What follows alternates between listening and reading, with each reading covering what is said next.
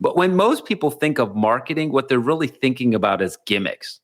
They're thinking about what is the thing that's going to get me new leads or get me new customers in the door or to sell. But really, marketing is so much more than just offering a gimmick. Marketing is the process of bringing who you are to the market. Welcome to the Growability Podcast, your home for leadership, management, and marketing education, where we teach business and nonprofit leaders how to flourish in life and work. Is your marketing full of gimmicks, or is it built on a comprehensive plan? Today's episode shares the key ingredients for effective marketing. This is the final step in the 12-step Growability model. Here are your hosts, Joshua McLeod and Bernie Anderson. Joshua, today we are finally hitting number 12 that has to do with marketing. Why isn't marketing the first fundamental in the Growability model? Yeah, that's a great question, Bernie. When I first started thinking about marketing, I was putting together all these tools. So I sat down with this business owner. His name was Chris, and he had run several businesses. And I'm sitting there with Chris, and I'm like, Chris, let me show you this. This is going to change your life here. And Chris looked at me, and he looked at the paper, and he said, you know, Josh, these are some really good gimmicks that you have here. And I was like, gimmicks? You know, what do you mean gimmicks? And he's like, well, you know, gimmicks grab people's attention. They get you in the door. It's like a really, really good gimmick. In the back of my mind, I'm like, I hate this word gimmick. Like, what are you talking about? But when most people think of marketing, what they're really thinking about is gimmicks. They're thinking about what is the thing that's going to get me new leads or get me new customers in the door or to sell. But really, marketing is so much more than just offering a gimmick. Marketing is the process of bringing who you are to the market. You may need to use a gimmick to get people's attentions depending on the scenario. But if you really think about marketing, I mean, marketing is about telling the story of who you actually are, telling the story of how you actually serve clients, telling the story of your team, telling the story of your culture. I think, Bernie, the reason why we put marketing as the last item in the Growability tool is because I ran a marketing company for 5 years. And when I ran that marketing company, what I realized is that it's very difficult to market somebody who doesn't really know who they are and doesn't really know who their customer is and doesn't really think deeply about how their product impacts society or how their product impacts a person's lives. If you go through the entire Growability model, you have to think deeply about all of those things, and it just makes marketing so much better, so much more streamlined. So let's get the story right first. And then we can build out, how we're going to tell it. That's exactly right. Every marketing company typically presents themselves as the silver bullet. It's like if you represent a social media company, then your entire pitch to the entrepreneur is, oh, listen, all you need is social media. I mean, if you get your social media taken care of, it's going to get this done. This is, we're going to solve all your problems with social media. If you're a website company, you're like, hey, all you need is this website. If you're a video company, all you need is this incredible video. Once you have this video, your whole world's going to change. If you're advertising, you need to advertise with us. If it's Google advertising, if it's a billboard, billboards are all you need. That's right. Everything that you need. It's really difficult for entrepreneurs to navigate oh, what do I actually need? Yeah. Well, let me cue it up this way, Joshua. So I'm coming to you as a business owner. I've got a consulting business, but I'm the best kept secret in consultantdom, which is terrible because you don't want to be a secret. You don't want to be the best kept secret anywhere. Coach me along here, help me understand what I need to do. So the first thing that you really want to understand is the difference between marketing and sales. Okay. Sales is the process of actually communicating with your customer directly. So if I'm having a sales call, I'm talking to a customer one-on-one, and I've got to worry about, am I communicating effectively? Am I transferring enthusiasm? Am I transferring confidence? Am I asking for a sale? Do I have a way to follow up with them? Marketing allows your organization to be out there in a market when you can't be on a direct one-on-one conversation with your client. My website is going to have website information at 2 a.m. when I'm asleep. And my logo is going to be on the business card that's sitting on somebody's desk. Marketing makes sales a lot easier. I find out from the website that you're already working with 10 clients that I really respect. So then when I'm in the sales call, I already know that. So marketing does the job for me, getting who you are out into the market. Right. So Bernie, when we create a marketing budget, when Growability helps organizations create a marketing plan for their organization, we use the acronym Webcasts, Webcasts. Okay, so we're not saying like we tell everybody, here's what you got to do. You got to have webcasts. No, we're not saying that. We're just using an acronym because it was the best word out of one that actually covered all of the different areas that leaders and business owners should understand about marketing, whether or not they use them. I'll just run through the webcast list real quick, and then we can go through and talk a little bit about each one. Great. Yeah. The W is websites and SEO. The E is events. The B is brands and photography. The C is CRM technologies. A is advertising and media. S is your social media and publicity. T is team culture. And then the second S is sponsorships and charity. Yeah. So if I think about marketing, those are all categories that should be on my radar. All of those are tools that a business owner or a nonprofit can use to bring who they are out into the market.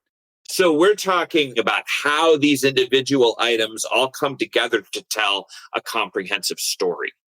That's correct. That's exactly right. Okay. So in other words, a website is a great way to tell your story. Yeah. Events are great ways to tell your story.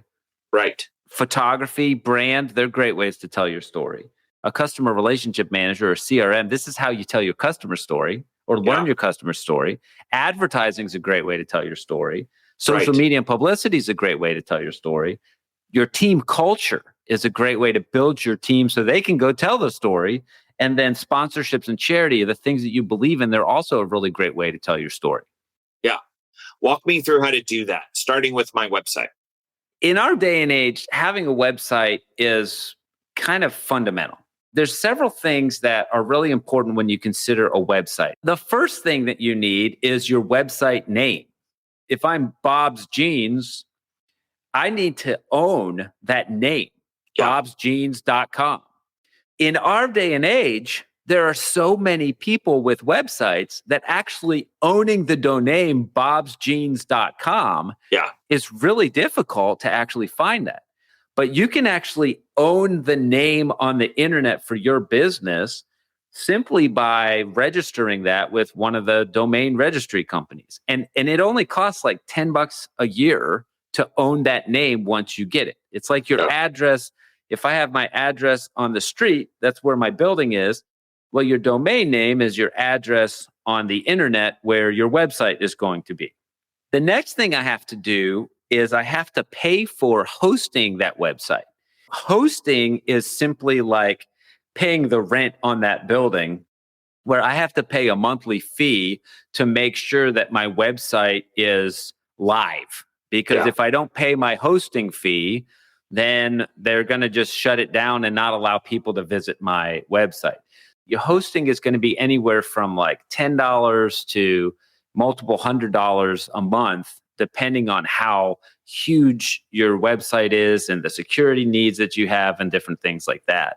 And then I have my website programming, and I have my website design, and I have my website copy. So when I'm thinking about my website, hey, I've got to have the domain, I've got to have hosting, I've got to have design, I've got to have web programming, and I've got to have copy. Those are all costs that as a business owner, I've got to think about paying for all of those on a monthly, quarterly, or annual basis.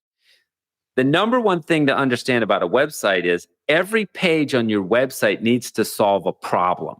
Google is in the problem-solving business. So when you create a website, in the back of your mind, you've really got to think like, hey, how do I solve problems on this web page? And then I also want to ask, like, is this something that people are going to know, like, and trust me? So if I create a web page for fall fashion shoes, I got to make sure that they like me, that they know that we're a good brand leader for fall fashion shoes, and then that they trust that we're actually going to get it to them on time and there's shipping and the website is secure. Like, I like the idea of know, like, and trust actually kind of carries through all of these, though, doesn't it? Like, I know, I like, I trust, there's consistency. I love that. Yeah. Another really important consideration about a website is that it's responsive. There's tons of business owners that still have these websites that look horrible on a phone. And like 60% of web traffic now is on your phone.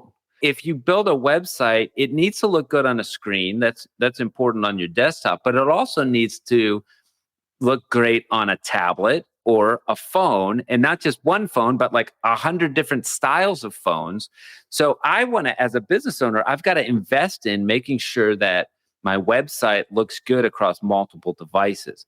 What a website does is a website tells the big story of who you are and what you do. Yeah, no, that's good. That's good. Websites are critical. Talk to me a little bit about events. How do I use events to tell my story?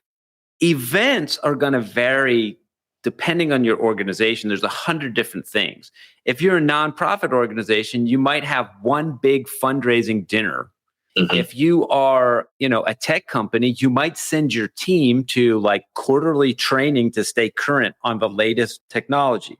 Events are simply places where you get your friends and family and customers and anybody that you can together to celebrate the cool things that are happening in your organization.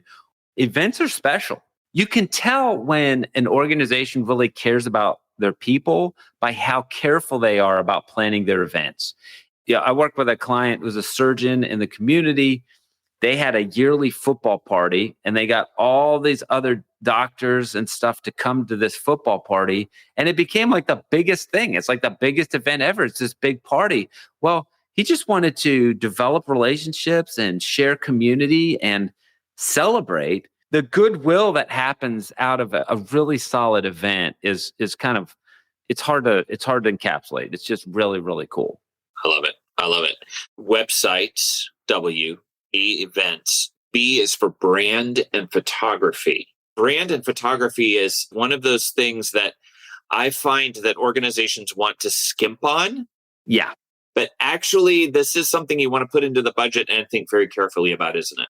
I've kind of changed my opinion on this a lot over the years, because I used to say to somebody that wanted to start a business, like, okay, first thing you got to do is build a brand. You need a logo, you need a business card, you need some photos, you need to show like what you're going to do if you're going to start a business.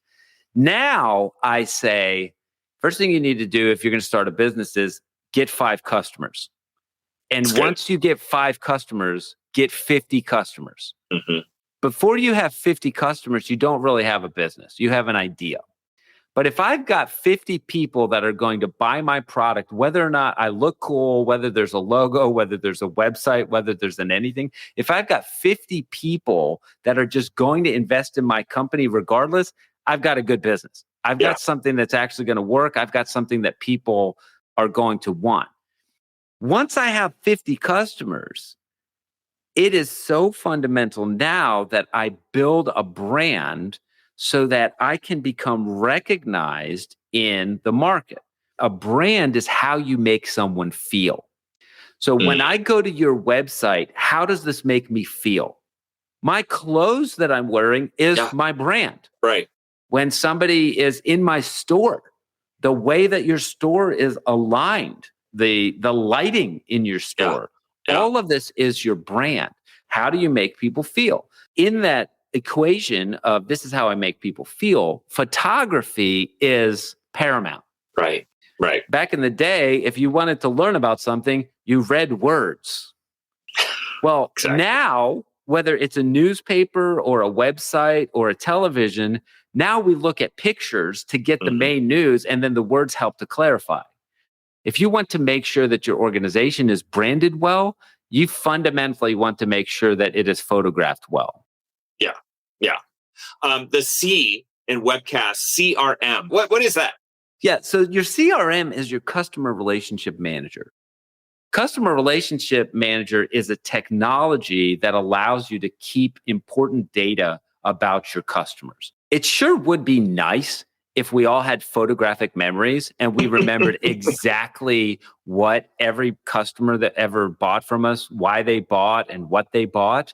If you don't have a photographic memory, then you can use a customer relationship software or a customer relationship tool to help you remember really important facts and information about your clients. Salesforce is a customer relationship manager. There's like Nutshell. There's all these different customer relationship tools that are out there. You can use Excel or a Google Sheet or something like that to like track important data if you don't have tons and tons of people.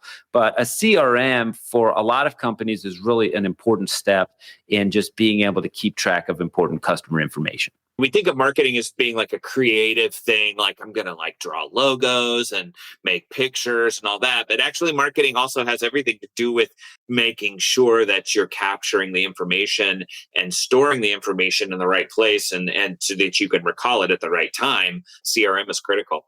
So Webcasts is website events. B is for brand and photography. C is for CRM. A is for advertising and media. Talk to us a little bit about the advertising and media piece. Right. There's two kinds of advertising that are actually out in the market right now. So one is we have what's called inbound advertising.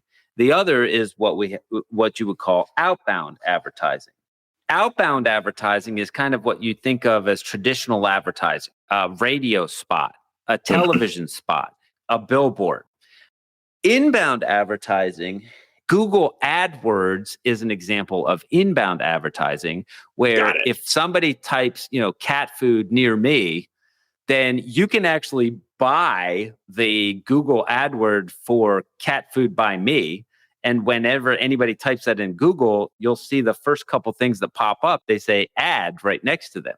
That means when you click on that ad, you're paying them like 25 cents or whatever so that they, you go to their website. Okay, so we have advertising, inbound and outbound advertising. S is social and publicity. That would be a podcast, right? So if you're the kind of business that can create entertaining content, it will allow people to know, like, and trust you in the medium that they're already on. Social and publicity are things that are free. So a podcast is free. Right. But what ends up happening is I actually have to create the content and I have to pay for the production. Right. It doesn't make sense a lot of times for the plumber to create great social media content, how to fix this specific flange on the specific commode. That's there's people out there that need to know that, but that's not really going to work as a social media marketing budget. You really want to figure out hey, what exactly is an appropriate spend for us in social media? Yeah, no, that's good. Let's do the last two together here. So we've got T is team culture, and then the final S is sponsorships and charity.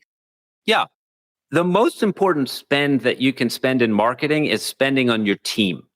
How you treat your team is going to directly impact how your team treats your customers. Yeah. If our office is just terrible, if it's cold and, run down and there's no beauty anywhere in the office, if a client walks into my office, we might think, oh, they think we're saving money. What happens is the client walks into your office and they're like, wow, you don't care anything about your own team. As a mission for the organization, and something that has become really important in today's day and age, is showing what you love by what you support. If an organization in today's day and age doesn't do any charity, doesn't have any sponsorships, doesn't do any community development, they're going to get replaced by the organization that does. Clients are a lot more concerned with not only what you sell, but who you are. So as an organization, the final step in your marketing budget is to make sure that you have a budget set aside to doing sponsorships and charity. And then you share that with your community. Let them know what you're into. Let them know what you're supporting. And then people who support the same things that you support, it'll bring more customers to your door. Wow, we have covered a lot I think we're going to close this out. And we want you to remember that you're doing better than you think and you have more potential than you know. And we thank you for growing today with Growability. We'll see you next week. See you next week. Thank you for listening to the Growability Podcast. The mission of Growability is to equip leaders to flourish in their life and work by developing vision, rhythm, and community. To discover more ways to flourish in your life and work, visit growability.com and speak with a certified Growability coach. Bernie and Joshua are also available for speaking engagements, workshops, and conferences. Subscribing to this podcast helps Growability equip leaders throughout the world, and we appreciate you tuning in. Thanks for growing with Growability.